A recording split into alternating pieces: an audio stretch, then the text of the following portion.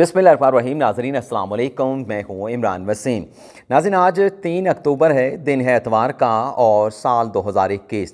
آج کے پروگرام میں ہم بات کریں گے پنڈورا لیکس کے، جسے دنیا کی تاریخ کا سب سے بڑا مالیاتی اسکینڈل قرار دیا جا رہا ہے.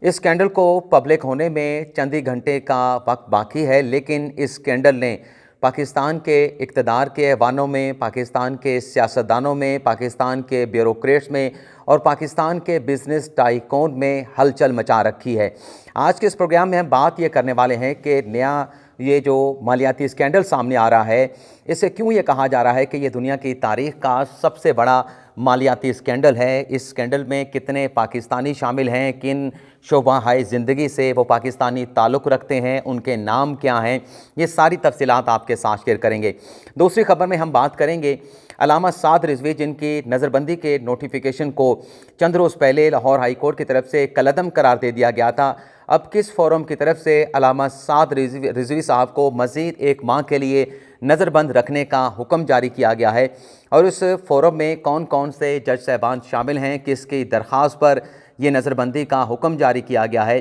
یہ تفصیلات بھی آپ کے ساتھ شیئر کریں گے. تو سب سے پہلے بات کر لیتے ہیں کہ پنڈورا لیکس کو دنیا کی تاریخ کا سب سے بڑا مالیاتی اسکینڈل آخر کیوں قرار دیا جا رہا ہے. ناظرین، پنڈورا لیکس سے پہلے جو آخری اسکینڈل منظر عام پر آیا تھا وہ پاناما لیکس تھا، جو اپریل 2016 میں منظر عام پر آیا تھا. اس اسکینڈل میں ناظرین 1 کروڑ 15 لاکھ دستاویزات کا جائزہ لیا گیا تھا. 1 کروڑ 15 لاکھ دستاویزات کو اسٹڈی کیا گیا تھا، اور اس تحقیقات میں 80 ممالک کے 100 میڈیا اداروں کے 400 صحافیوں نے حصہ لیا تھا. اور آپ ناظرین کو یاد ہوگا، کوئی زیادہ دور کی بات نہیں، 5 سال کی بات ہے کہ جب پاناما لیکس منظر عام پر آیا تھا تو اس میں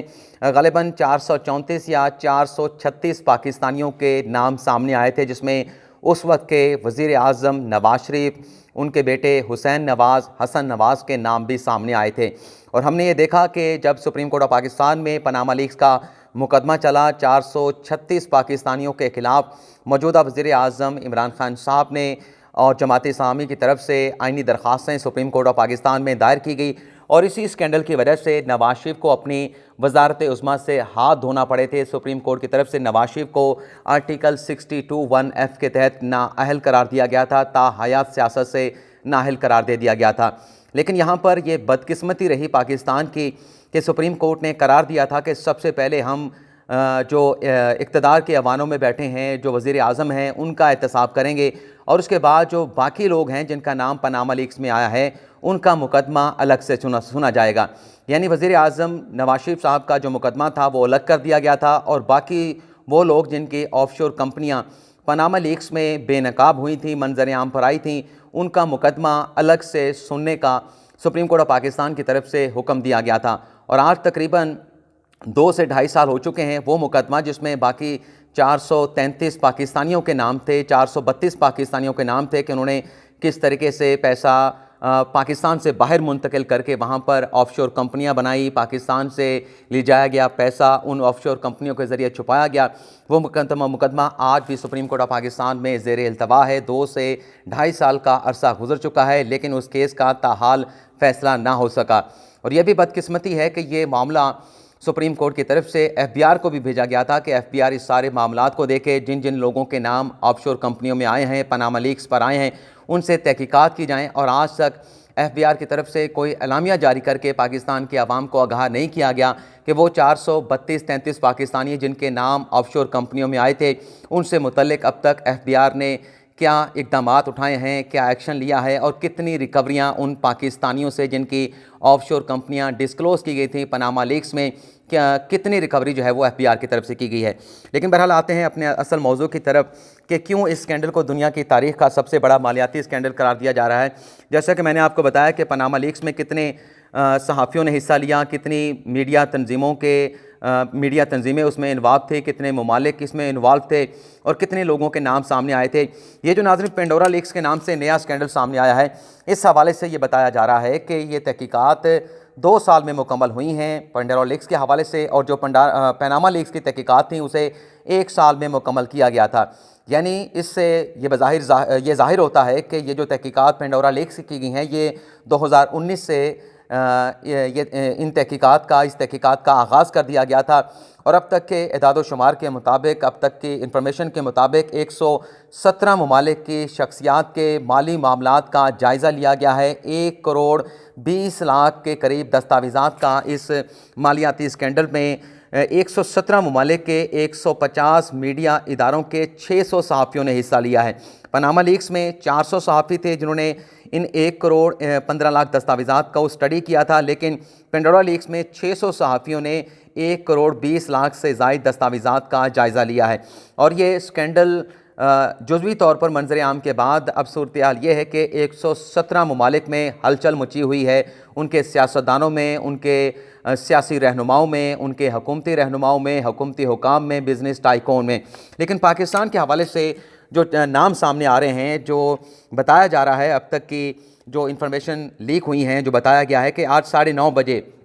یہ جو اسکینڈل ہے اسے پبلک کر دیا جائے گا پاکستانی وقت 9:30 بجے کے مطابق۔ اور بتایا گیا ہے کہ جو 436 پاکستانیوں کے نام پاناما لیکس میں سامنے آئے تھے، اس کے مقابلے میں اس پنڈورا لیکس میں زیادہ پاکستانیوں کے نام جو ہے وہ سامنے آئے ہیں، ان کے مالیاتی معاملات کا جائزہ لیا گیا ہے، تحقیقات کی گئی ہیں۔ نام کن کے سامنے آ رہے ہیں، کن شعبہ زندگی سے ان کا تعلق ہے، تو اس حوالے سے بتایا گیا ہے کہ سیاستدانوں کے نام اس میں آ رہے ہیں، بزرگ سیاستدانوں کے نام ہیں، وزراء کے نام ہیں جو موجودہ حکومت میں شامل ہیں، منصفوں کے نام شامل ہیں، بزنس ٹائکون کے نام شامل ہیں، اور دیگر با اثر لوگوں کے نام جو ہے اس پنڈورا لیکس میں شامل ہیں، جس کے سامنے آنے کے بعد ہلچل تو پہلے مچی ہوئی ہے۔ کل سے جب یہ خبر چلی ہے جیو نیوز پہ، ایئر وائی نیوز پہ، اس کے بعد ہر پاکستان کا سیاستدان جس کے پاس کالا دھن ہے، جس نے اس طرح کے چیزیں کر رکھی ہیں کہ پیسہ پاکستان سے باہر لے جا کر آف شور کمپنیوں میں تہ در تر مختلف لیئر کے ذریعے چھپا رکھا ہے، ان تمام سیاستدانوں کو فکر لاحق ہے کہ کہیں ان کا نام اس پنڈورا لیکس میں سامنے نہ آ جائے یا وہ بے نقاب نہ ہو جائیں۔ وزیر اعظم عمران خان سے متعلق بھی انفارمیشن سامنے آئی تھی کہ ان کا نام بھی اس پنڈورا لیکس میں سامنے آ رہا ہے، ان کا نام بھی شامل ہے، لیکن کل اسی لیکس کے حوالے سے ایک چھوٹا سا سیگمنٹ ایئر وائی نیوز پہ کیا گیا، جس میں ایئر وائی نیوز نے یہ رپورٹ کیا کہ وزیر اعظم عمران خان کی جو زمان پارک کی جو پراپرٹی ہے، اس نام سے اس ایڈریس سے ملتے جلتے ایڈریس پر جو ہے وہ 2 آف شور کمپنیاں بنائی گئی ہیں، جس میں ایک آف شور کمپنی کا نام جو ہے وہ لاک گیٹ ہے، دوسرے کا نام جو ہے وہ ہاک فیلڈ لمیٹڈ ہے، اور جو پہلی کمپنی ہے لاک گیٹ، اس کا مالک فرید الدین وہ بھی سامنے آ چکے ہیں، اور ان کا یہ کہنا ہے کہ انہوں نے یہ کمپنی 2008 میں بنائی تھی اور 2013-14 میں وہ اپنی یہ کمپنی بند کر چکے ہیں۔ بزنس مین ہیں، لیکن فرید الدین نے اس بات کا اعتراف بھی کیا ہے کہ ان کے وزیر اعظم عمران خان صاحب کے ساتھ ملاقات ہوتی رہی، لیکن جب سے وہ وزیر اعظم پاکستان بنے ہیں ان کی وزیر اعظم عمران خان صاحب کے ساتھ کوئی ملاقات نہیں ہوئی، لیکن برقی خاندان کے ساتھ ان کا تعلق ہے، وزیر اعظم عمران خان صاحب کا بھی تعلق ہے۔ فرید الدین نے کہا ہے کہ ان کی برقی خاندان کے ساتھ اب بھی ملاقاتیں ہوتی رہتی ہیں۔ ایئر وائی نیوز نے رپورٹ یہ کیا کہ جو دوسری کمپنی ہے جو ہاک فیلڈ لمیٹڈ کے نام سے بنائی گئی ہے، اس کمپنی کا جو مالک ہے وہ فرید الدین کا قریبی دوست ہے، لیکن اس بات کو جو کلیئر کیا گیا ہے فرید الدین کی طرف سے وہ یہ ہے کہ زمان پارک میں ایسی 3 پراپرٹیاں ہیں بقول فرید الدین کے مطابق جن کے ایڈریس یہ ہیں، یعنی اگر وزیر اعظم عمران خان صاحب کی 2 زمان پارک کی پراپرٹی ہے تو اسی نام سے ملتی جلتی 2 اور پراپرٹیاں بھی ہیں جن کے ایڈریس میں یکسانیت ہیں، جن کے ایڈریس جو ہے وہ ایک دوسرے سے ملتے جلتے ہیں، لیکن بہرحال ابھی بھی کچھ جو ہے وہ وثوق سے نہیں کہا جا سکتا، ابھی ہمیں انتظار کرنا ہوگا، چند گھنٹے مزید انتظار کرنا ہوگا، اور آج رات 9:30 بجے یہ جو پنڈورا لیکس ہے اس کی دستاویزات کو، معلومات کو پبلک کر دیا جائے گا، اور پھر پاکستان کے عوام جان پائیں گے یہ جو سنسنی پھیلی ہوئی ہے، جو ہلچل پھیلی ہوئی ہے کہ کس کس کے نام اس میں آ رہے ہیں، تو 9:30 بجے یہ ساری چیزیں جو ہے وہ کھل کے سامنے آ جائیں گی۔ ہمیں چند گھنٹے مزید جو ہے وہ انتظار کرنا ہوگا، بجائے اس کے کہ ہم سنسنی پھیلائیں کہ اس میں فلاں وزراء کا نام ہے، فلاں حکومتی سیاستدان کا نام ہے، حکومتی رکن اسمبلی کا نام ہے، یا اپوزیشن کے فلاں لوگوں کا نام ہے، تو یہ سنسنی پھیلانے سے پہلے بہتر ہے کہ جو لیکس ہے اس کا انتظار کر لیا جائے۔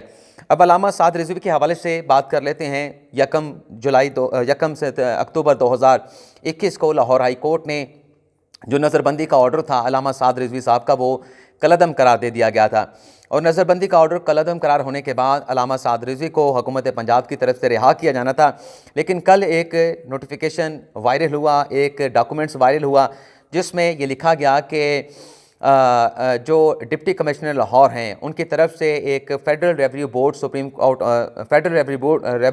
ریویو بورڈ جو کہ سپریم کورٹ کے جج پر اور ہائی کورٹ کے ججز پر مشتمل ہوتا ہے، 29 ستمبر کو ایک لیٹر لکھا گیا جس میں یہ استدعا کی گئی کہ ATC قانون کے تحت علامہ سعد رضوی کی جو ڈیٹینشن ہے اسے ایکسٹینڈ کیا جائے، مزید اس میں 1 ماہ کا اضافہ کیا جائے۔ امن و امان کے حوالے سے اندیشہ ہو سکتا ہے، خطرہ ہو سکتا ہے، تو اس پر بتایا گیا ہے کہ یہ اجلاس ہوا جو 2 اکتوبر کو کراچی رجسٹری سے جسٹس مقبول باقر جو ہے وہ ویڈیو لنک پہ تھے اور ان کے ساتھ موجود تھے جسٹس احتشام ملک اور جن کا تعلق جو ہے وہ لاہور ہائی کورٹ سے ہے، اور تیسرے جو جج ہیں وہ جسٹس روح الامین جن کا تعلق بلوچستان ہائی کورٹ سے ہے۔ تو ان تینوں ججز نے فیڈرل ریویو بورڈ کے چیئرمین جسٹس مقبول باقر نے پنجاب حکومت کی طرف سے بھجوائی گئی درخواست کا، علامہ سعد رضوی کی ڈیٹینشن سے متعلق درخواست کا جائزہ لیا، اور جائزہ لینے کے بعد ان کی نظربندی کا 1 ماہ کی نظربندی کا جو ہے وہ حکم جاری کر دیا گیا، اور یہ کہا گیا ہے کہ 1 ماہ کے بعد یہ معاملہ دوبارہ فیڈرل ریویو بورڈ کے سامنے جو ہے وہ پیش کیا جائے، اور فردر جو احکامات ہیں وہ پھر آئندہ جب یہ معاملہ فیڈرل ریویو بورڈ کے سامنے پیش کیا جائے گا اس پر مزید جو ہے وہ احکامات آئندہ کی میٹنگ میں جاری کیے جائیں گے۔ تو یہ جو حکم جاری کیا گیا فیڈرل ریویو بورڈ کی طرف سے، اس حکم کے حوالے سے جو ایڈیشنل سیکرٹری ہیں پنجاب کے ہوم ڈپارٹمنٹ کے، انہیں جو ہے وہ باقاعدہ طور پہ آگاہ کر دیا گیا ہے، لیٹر لکھ دیا گیا ہے سپریم کورٹ کے رجسٹرار جواد پال کی طرف سے۔ تو یہ ناظرین آج کی ہماری تفصیلات جو کل بات کی جا رہی تھی کہ لاہور ہائی کورٹ پر کا حکم جاری ہونے کے بعد کس طرح سے ان کی نظربندی کو ایکسٹینڈ کیا جا سکتا ہے، مزید انہیں 1 ماہ کے لیے جو ہے وہ نظربندی میں رکھا جا سکتا ہے۔ تو لاہور ہائی کورٹ کا حکم آنے سے پہلے پنجاب حکومت کی جانب سے کچھ ایسی دستاویزات فیڈرل ریویو بورڈ کے سامنے پیش کی گئیں جس کی وجہ سے یہ حکم جو ہے نظربندی کا 1 ماہ کی نظربندی کا فیڈرل ریویو بورڈ کی طرف سے جو ہے وہ جاری کیا گیا ہے۔ تو آپ سے اجازت چاہتے ہیں، انتظار بھی کریں گے